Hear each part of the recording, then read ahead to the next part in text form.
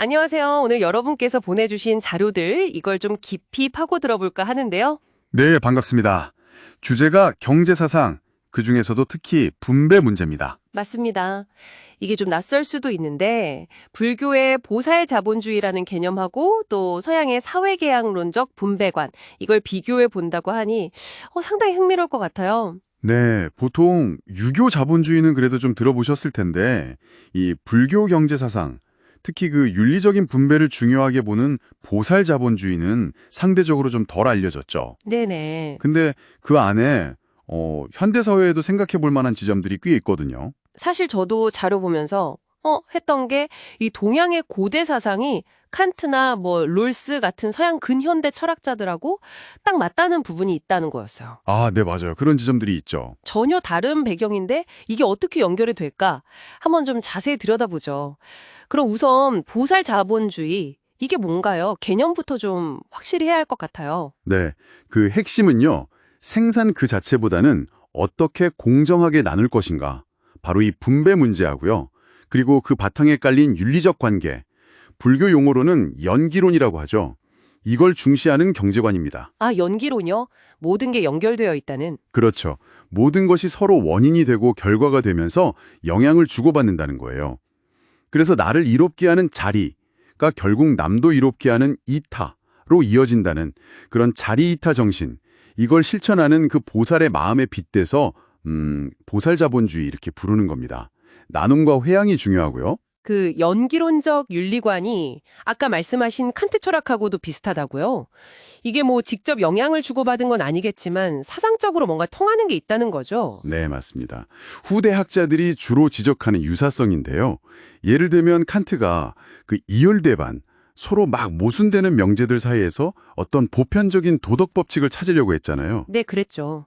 그게 현상 너머의 본질을 보려는 불교의 중이나 공 사상하고 좀 맞닿는 면이 있는 거죠. 아하. 둘 다 눈에 보이는 현실, 그 너머의 어떤 도덕적 의무나 원리를 강조한다는 점에서 상당히 흥미로운 평행선이 그려집니다. 그렇군요.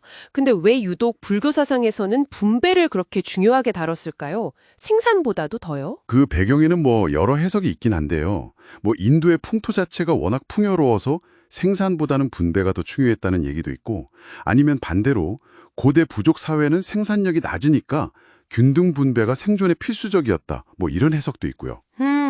양쪽 다 일리가 있네요. 중요한 건 붓다 본인이 경제활동 자체를, 특히 올바른 방법으로 부를 얻고 또 나누는 것, 이걸 굉장히 중요하게 생각했다는 점입니다. 재산을 늘리는 지혜, 그리고 선악을 구별하는 지혜, 이 두 가지 눈을 다 가진 사람을 이상적으로 봤죠. 두 눈을 가진 사람이라. 재밌는 표현이네요. 네. 그리고 경제발전이라는 게 뭐랄까 끝없이 직선으로 성장하는 게 아니라 생성되었다가 머물다가 무너지고 사라지는 이 성주괴공의 순환으로 본 거예요. 아, 순환론적 관점. 그렇죠. 주역의 이르밀량지위도처럼요. 그러니까 이 순환론적 관점 때문에 한 시점에서의 축적만큼이나 다음 단계로 나아가기 위한 나눔과 회향, 즉 분배가 반드시 필요하다고 본 겁니다. 그렇군요. 그럼 국가의 역할에 대한 관점도 좀 독특했던 것 같은데요. 단순히 뭐 구호물품 나눠주는 게 아니라 자립 기반을 만들어주는 재분배. 이게 롤스의 정의론과 좀 비슷하게 들리던데요. 정확히 보셨어요. 그 구라단두경 같은 경전을 보면 국가가 농부에게는 땅이랑 씨앗 같은 생산 기반을 주고 상인에게는 자본을, 또 노동자에게는 정당한 임금을 보장해야 한다 이렇게 나와요. 오, 구체적이네요. 네. 그러니까 이게 일시적인 구제가 아니라 각자 자기 위치에서 경제 활동을 계속할 수 있도록 그 기반을 마련해 줘야 한다는 거죠. 아, 이게 사회 구성원 중에서 가장 어려운 사람들, 그 처지를 우선적으로 개선하는 분배 방식, 롤스의 차등의 원칙이죠. 그거랑 정말 놀랍도록 유사합니다. 그러네요. 정말 신기하게 통하네요. 두 사상 모두 뭐 계약이든 연기든 어떤 근본적인 도덕적 원리에 기반해서 공정한 분배를 요구한다는 공통점이 있는 거죠. 자, 그럼 이제 가치 이론으로 넘어가 보면요. 여기서 불교 경제 사상이 좀 더 독특한 지점을 보여주는 것 같아요. 그냥 노동이 가치를 만든다. 여기서 멈추는 게 아닌 것 같은데요. 맞습니다. 그 아담 스미스의 노동가치론처럼 뿌린 만큼 거둔다는 뭐 연기론적인 인과관계는 당연히 인정합니다. 노동의 중요성이요. 그런데 가치의 근원을 좀 더 깊게 봐요. 예를 들어 우리가 일할 수 있는 능력, 그러니까 노동력은 과연 어디서 오는 걸까요? 노동력이요? 쉬면 회복되니까. 그렇죠. 바로 그겁니다. 불교 사상에서는 이 노동력이 우리가 밤새 쉬면서 저절로 회복되는 것, 즉 자연의 순환 혹은 자연의 증여로부터 온다고 봐요. 아, 자연의 증여. 네. 그러니까 가치라는 게 단순히 인간의 노력만으로 생기는 게 아니라 우리를 둘러싼 이 생태계의 순환 자체가 가치의 또 다른 원천이라는 거죠. 와, 그 지점은 정말 생각 못했네요. 현대 경제학에서는 사실 좀 간과하기 쉬운 부분이잖아요. 자연의 기여라는 게. 바로 그 점입니다. 이건 뭐 환경 문제나 지속 가능성 논의하고도 바로 연결될 수 있는 지점이죠. 네, 그렇죠. 그 슈머가 작은 것이 아름답다에서 불교 경제학 얘기한 것도 혹시 이런 맥락인가요? 네, 정확합니다. 그런 순환과 공생의 가치를 다시 보게 만드는 아주 중요한 관점이라고 할 수 있습니다. 자, 그럼 이제 이 보살 자본주의랑 사회계약주의를 한번 비교하면서 정리를 좀 해볼까요? 공통점도 있지만 분명히 강조하는 지점이 좀 다른 것 같아요. 그렇죠. 둘 다 공정한 분배, 그리고 의무를 중시하는 건 맞는데 불교 쪽은 모든 것이 연결되어 있다는 그 관계와 순환, 즉 연기를 정의의 어떤 근본 원리로 삼는 경향이 좀 더 강하고요.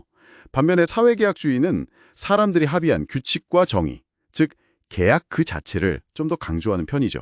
그렇다면 각각 좀 한계랄까, 보완할 점도 있지 않을까요?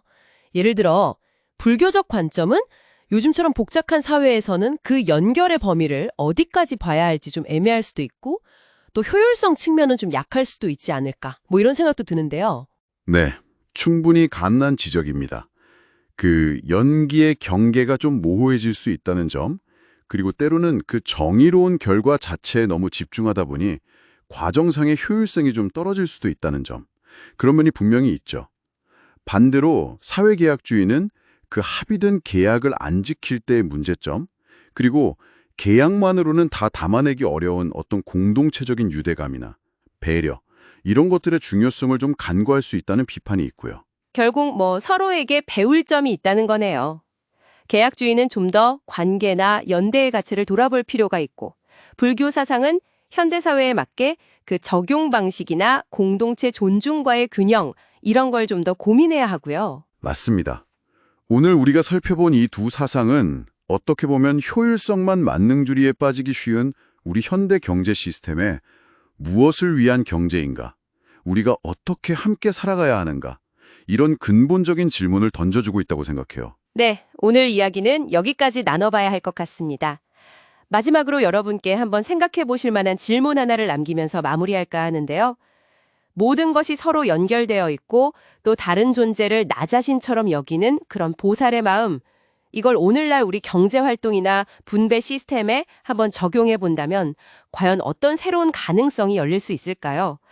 어쩌면 우리가 늘 찾는 제도나 계약, 이런 걸 넘어서는 더 깊은 관계 맺음에서 해답의 실마리를 찾을 수 있을지도 모르겠습니다.